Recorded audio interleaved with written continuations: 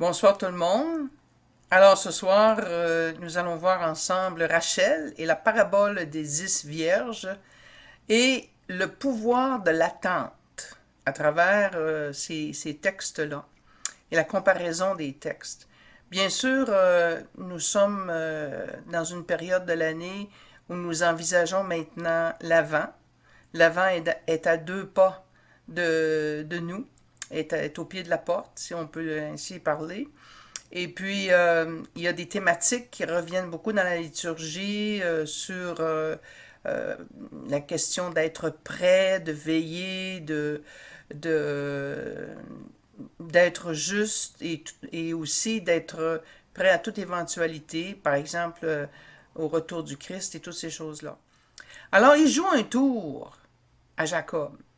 Il dit à Jacob, oui, oui, oui, tu peux marier Rachel, oui, oui, oui, il prépare la célébration, tout ça. Puis le jour de la célébration arrivé, ben, la jeune fille, naturellement, elle avait un voile qui couvrait son visage, donc Jacob ne l'a pas reconnue.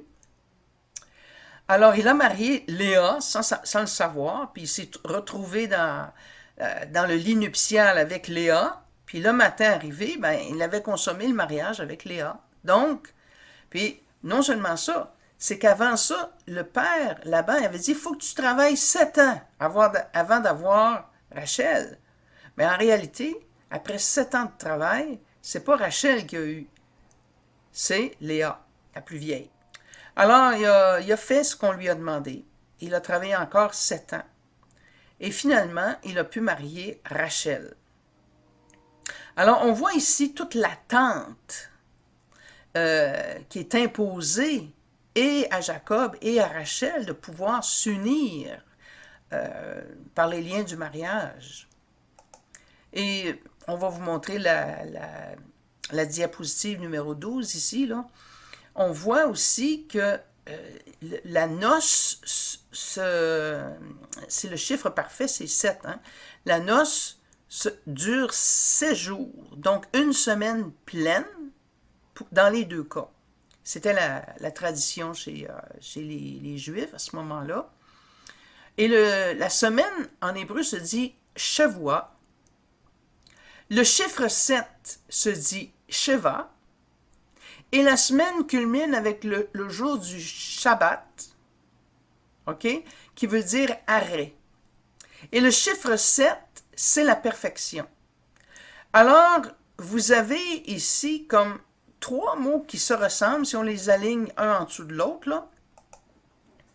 Les 3 mots se ressemblent. Vous voyez, les 3 commencent avec un shin. Ensuite, la deuxième consonne, c'est le bet, ou le vet, si vous voulez. Ensuite, le ayin dans 2 cas, puis le taf dans le dernier cas. Et puis, le Shabbat, ben, c'est l'arrêt. Donc, le 7e jour de la semaine, la perfection exige qu'on arrête, qu'on s'arrête. Alors le royaume des cieux sera comparable à 10 jeunes filles invitées à des noces qui prirent leurs lampes pour sortir à la rencontre de l'époux. 5 d'entre elles étaient insouciantes et 5 étaient prévoyantes.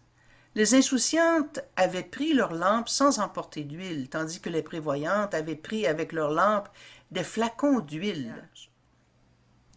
Alors, elles devaient être prêtes n'importe quand parce que le fiancé pouvait venir l'enlever à tout moment. D'où le cri dans la parabole, hein? Voici l'époux, sortez à la rencontre, sortez à sa rencontre. Le futur époux peut arriver à l'improviste. Nul ne sait ni le jour ni l'heure. Il s'empare alors de la jeune fille et la cérémonie du mariage a lieu sur le champ, sous le dais nuptial, devant la communauté. C'est nous les vierges, c'est l'Église. Puis il y a une partie de cette Église qui va être prête, que ce soit pour le retour du Christ en gloire, mais que ce soit aussi pour le moment tout simplement de notre mort, où le Seigneur vient nous prendre avec lui. Hein? Et il y en a qui ne seront pas prêts. Il y en a qui n'auront pas avec eux, qui n'auront pas apporté avec eux l'huile qui est tellement nécessaire pour garder la flamme allumée. Alors, de quoi est-ce qu'on parle quand on parle de cette huile? Alors, les pères de l'Église, eux autres, expliquaient que l'huile dans la lampe, c'est l'Esprit Saint. La mèche, c'est la foi, puis la flamme, la mèche, c'est la prière plutôt, puis la flamme, c'est comme la foi, hein? La foi qui naît de cette prière. La prière fait la jonction entre l'huile et la flamme. Alors, le temps de l'Avent arrive, on pourrait se poser la question. Qu'est-ce qui peut m'inspirer à vivre mes temps d'attente autrement que dans l'impatience, surtout en situation de pandémie? Garde nos esprits vigilants et ravive en nos cœurs la prière de louange pour que notre patience soutienne l'attente qui nous est demandée. Amen. Alors j'espère que cet extrait de vidéo vous a plu.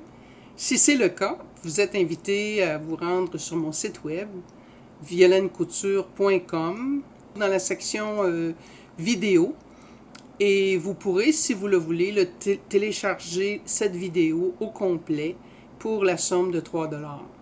Ces petits montants nous aideront à boucler, si vous voulez, le budget qui sert à cette œuvre aux 400 des Écritures. Un gros merci et à la prochaine.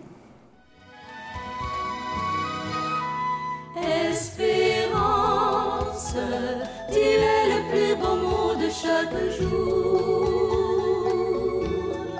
Ta patience est force qui sait attendre l'amour. Espérance, ton élan ne sera sasi qu'en Dieu.